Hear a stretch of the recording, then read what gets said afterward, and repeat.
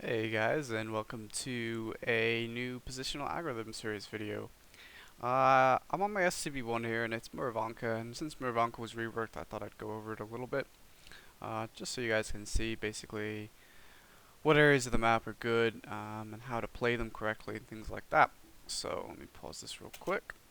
Alright, so this is the lineup we're looking at, and it's not bad matchmaking. There's not an overabundance of tank destroyers, overwhelming, and there aren't a whole lot of tier 10s either, so uh, set up to be a decent game for me. There's only one artillery on each team, so my carry ability is pretty good for this kind of setup, so I'm feeling pretty confident. Now, on this side, I really like the forest area. I don't really like the 1-2 line as much. It's kind of the reverse on the other side, but obviously it also depends on how much support you have and things like that, and what kind of tank you're in. This area over here in the forest, though, is actually really good from this side, especially with tanks like the STB-1.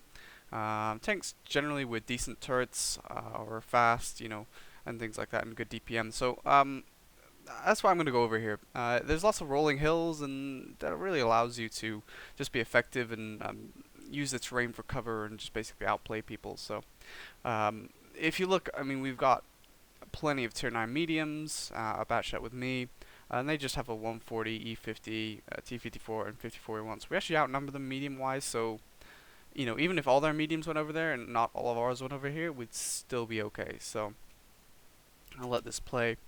That's what really I'm focusing on here. I know even if they're E4 and 183 go over here, I can outplay them because of the terrain.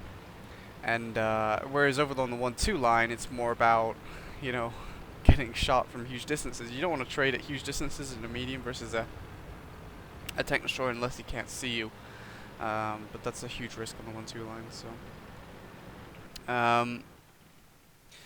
So this is the general area I really like over here. Nice rolling hills. I have a lot of depression, a decent turret, and a really low profile, and I can just really exact my will over this area. That batchat talking shit. Don't know why. He's just mad or something. I don't know. Anyway, so we do have plenty of tanks with me here. Lots of medium forces. So decent force. I'm aware though that there is a chance that they might send a lot over here and that we might need to run at some point. But it is easy to run from this area as long as you're relatively quick. So 704 trying to make an early run to the house over there, which is not a good idea for him. So they did send quite a lot of super heavies and TDs over here, but that's okay. As long as they don't push me too quickly, it's not really going to be a huge issue. And I'm quite happy to take pot shots at these guys quickly and then back down. I'm really hard to hit, and they're just in the open, so just abuse my depression and my low turret. Oops. So let's speed this up a little bit. So basically, they don't really push on us when we hold them for a while. Take a couple shots, basically. Now, at this point, I'm beginning to look around and I'm realizing that these guys have taken some damage. This Leopard PTA is not nearly as suited for this as me. This Type 61's in the open trying to trade shots without real cover like me. And that's not so good. So I'm going to go over here, though, just to help this M46 out a little bit. And that Centurion just got shreked.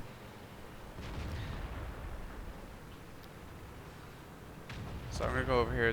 This guy goes down anyway. We do have a 183 back there who will cover a retreat if I need to run away, which is looking likely. So I'm going to take a quick shot. 1390.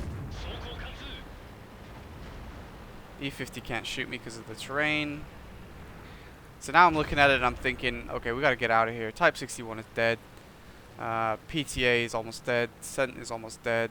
The Patton's half HP. I'm full, but I'm not going to hold a bunch of super heavies. Like, the SDI, I'm just not going to be able to deal with, so I'd rather relocate and engage them somewhere else. If I could rush the SDI, that's fine, but I can't because of the amount of support he has. So basically just trying to relocate and run away. Just run away in plenty of time.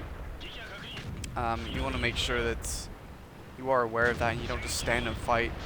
Too many people fail to relocate. They just want to stay in one area and trade shots all day. So the reason I'm over here now is just basically this is our strongest area of the map now with the most amount of tanks. I can come back and cover cap, and I'm safe, and I'm not going to get surrounded. So speed this up again.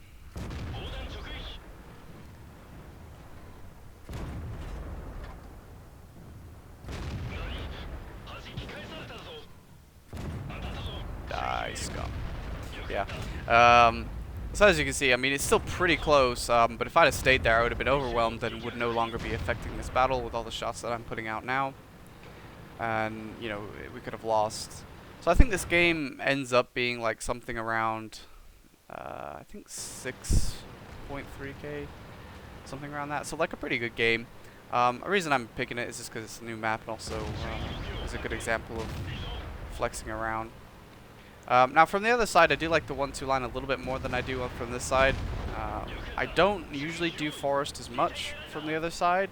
That's not to say that it can't be used, because I think it can. You just need to make sure you have plenty of tanks with you, whatever direction you do go into, and that'll just allow you to actually be effective. So, I hope this was useful, guys, and you'll stay tuned for more videos.